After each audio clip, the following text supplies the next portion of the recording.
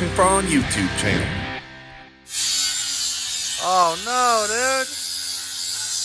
You took Leroy's shoulder off. That looks so weird. It looks really weird without it on.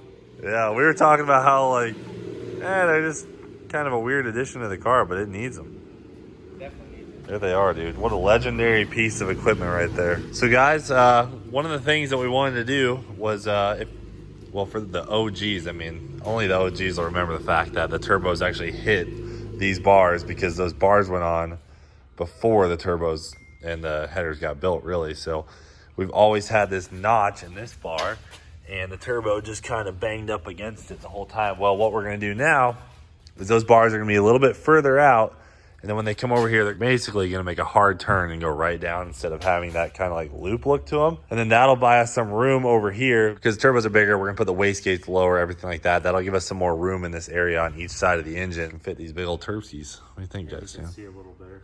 Maybe see a little bit better.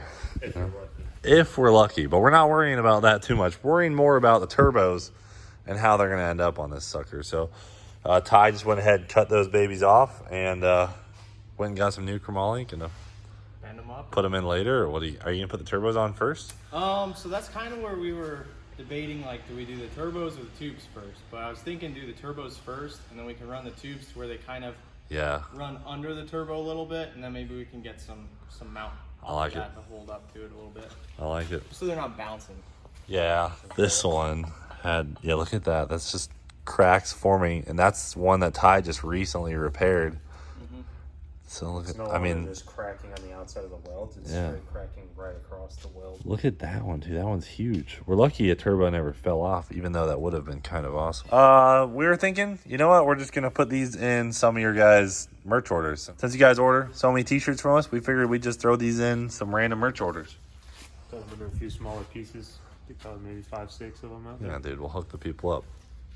But the rest of the headers are going to be back along for the ride, dude. Back to action. This section, we're going to cut these back a little further. And this, being a collector, the further back you go, the bigger it gets. So we're going to get some 4 to 3 inch like the cones. Yeah. Cut the cone down to where it fits this perfect to 3 inch, and then build off of that. And then we'll be good to go. It's all dialing in, dude. A couple dents in these puppies. Not going to worry about that. Got the OG streetcar fab. Are we reusing them? Cleaned up. Yeah, they're all cleaned up. Oh, reuse these. I figured you were going to be replacing those, dude. No, I mean, there's no point. I mean, these are, CNC'd out of stainless. It's funny, too, because the hardware that we've used for these has been like, we literally found it out of a bucket so many years ago, and it's had the same hardware. He did reach out to me, and he was like, hey, man, put studs in there, it'll save the threads. Oh. So I might go and get some purpose-built studs, so that's why we have proper hardware for these. All right, cool. So guys, one of the things that we're gonna do here is replace this here turbo drain line. It's slightly cooked. How about this one? This one's cooked. Is it cooking fine? Yeah. You'll have that. And we're actually moving the catch can to the back of the car. We put this in the front of the car originally, and it's way too small. This thing just absolutely cannot stop. I mean, as you can see, it's pretty much full right now. Now that's part of the reason for that, is because there was so much blow by because of the one bolt being out of the rocker, but this thing just doesn't have the capacity for this big 427 running high boost, so it ends up blowing oil all over the side of the engine. You can see just down in here, I mean, there's a huge amount of buildup. It's actually made this valve cover completely yellow, so we're going to be putting the catch can in the back of the car, and it'll be much larger, so that'll help have the capacity to actually take the oil that catch can is supposed to catch. Hopefully that will prevent having oil all over the front of the car. Plus, you don't really want your catch can in the front of the car, because if it does overflow and there's oil all over, then it can get under the back tires, which is something we might want to move on Ruby eventually too, but just figuring it out. And then while we're here, since we already have this bar out of the way and we're moving this turbo, we're going to take out this gigantic brake booster, which I've always loved the brake booster, but we're going to a manual brake system because that's what Jack Sand prefers. Manual brakes or no brakes? Manual brakes or no brakes. So that'll buy us a bunch of room up here to kind of move the turbos over a little bit. And finally time, dude. Leroy's old booster is going away. Oh, man, what a great job these are to do. Oh, she's sealed on there too. It's been a while since Leroy has kicked my butt, but climbing into the footwell of this car, anytime to just clutch pedals or whatever, it's just awful. All right. So now that this big dog is out of the way, look at how much more room we have on this side of the engine. Now, I know it looks like a big old cluster right now, but Leroy always comes around, making her a little shorter. Little chop cut rebuild. Little chop cut and let her rip. What you got there? You know we're getting close on your throttle cable. Yeah. Oh, I figured after I give him the tech talk, I'm going to let you rip on this thing. You're TikToking or tech talking? Tech talk. Okay. Here. Tech talk. Since James does all the tech talk around here, I was going to be the one to explain these valve springs that we're throwing in Leroy today. 660 lift bad units right here. These aren't just any valve spring from Texas Speed. These ones are specifically made out of the beaks of bald eagles, and they're carbon pressed together like diamonds using the tears of the victims, the bald eagles, you know, the prey of bald eagles. That makes sense? Sure. What if it, Sure not does. not the prey. What is it called? What do the bald eagles kill? Yeah, it would be the prey, right? Yeah. The bald eagle is the Alpha. nah, predator. Bald eagle's predator. The rabbit on the ground is the prey. So they use the tears from the rabbits combined with the beaks of fallen bald eagles. Very rare, hard to get. I don't know. I don't ask questions, but that's how they make these. But you can see these are dual valve springs, and that's probably why. What's that? Twos of them.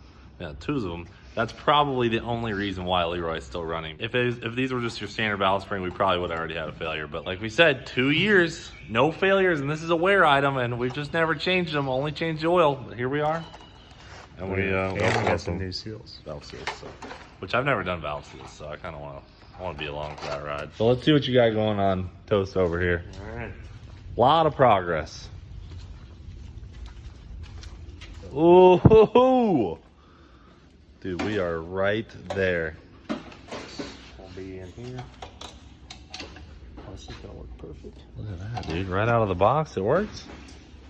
That almost never happens. We're just gonna have to move this bracket up. I'll pull that little thing out, slide her down.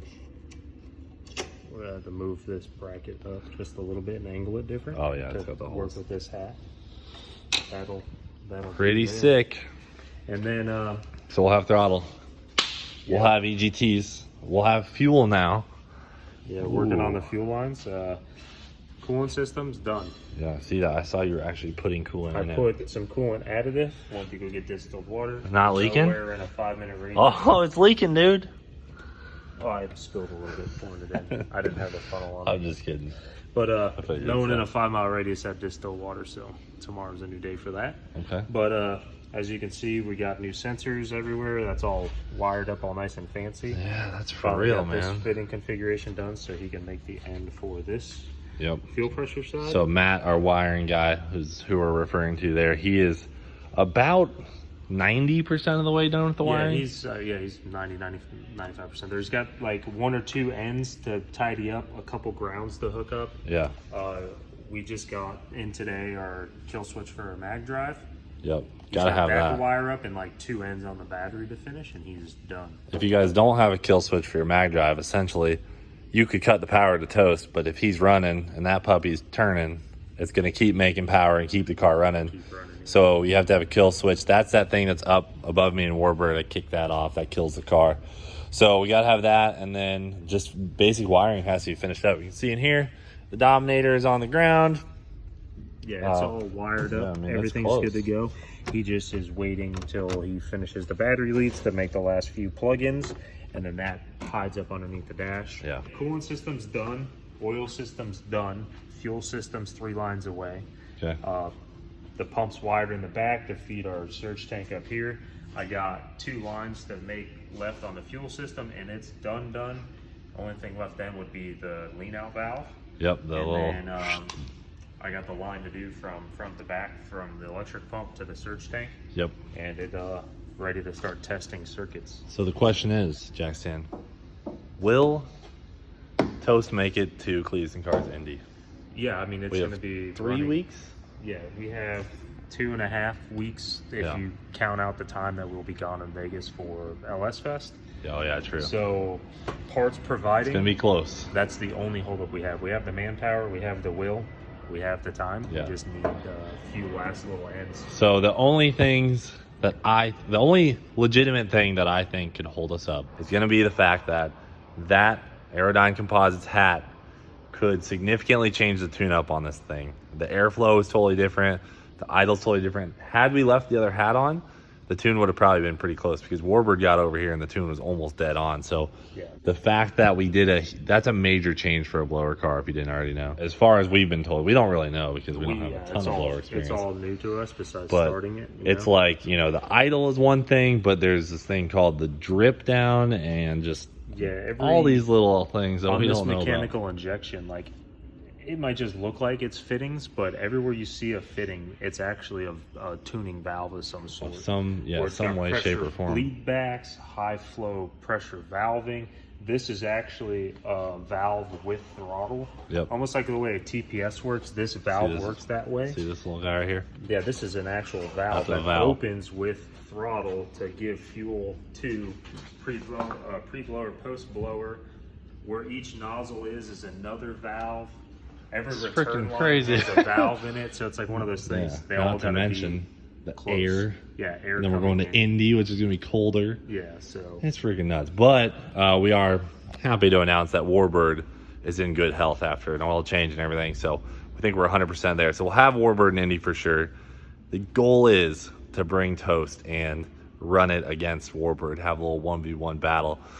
But I don't know, dude. Warbird's pretty nasty. So we're doing our best, and whatever happens, at least I think we'll bring a running car. We'll bring a running worst Toast. Case, if we can't get it to where we know everything's 100% with the fueling, we can still bring the car, do a baby conservative, maybe skid. I don't know. If anything, just if we do that, there's no way I can stop. Start it up, give it a couple of revs, crack it with throttles and stuff. But other than that, we'll have like JH's truck, we'll have White Trash, we'll have Neighbor, we'll have pretty much everything as far as all of our regular brown cars, Mystery Machine. But the goal is to bring Toast to Indy. So I'm feeling pretty good about it. It's just one of those things, man. We got to wait on parts. We got to hope everything comes together, and we'll hopefully make it. Yeah. So that's it. It's close, though. I mean, it's right there. A few man-hours away from being mechanically done. We just got some more stuff in for Leroy. Tomorrow we get the turbos. Ty's going to start working on bending up these pipes, but tomorrow we get turbos. We also get an engine for Rocket tomorrow, so we can take him to LS Fest. So by the end of this week, we'll have a great idea of what we're taking to LS Fest West, what we're taking to Indy, and what's probably going to just be ripping. So I don't know, hard to explain because we don't really know what parts will end up failing or not coming in, but we're stoked to make it happen. So simple, these turbo cars. So simple, these LS-based turbo cars. Simple, dude. All right, guys, thanks for watching. Do it for Dale. We'll freaking see you later.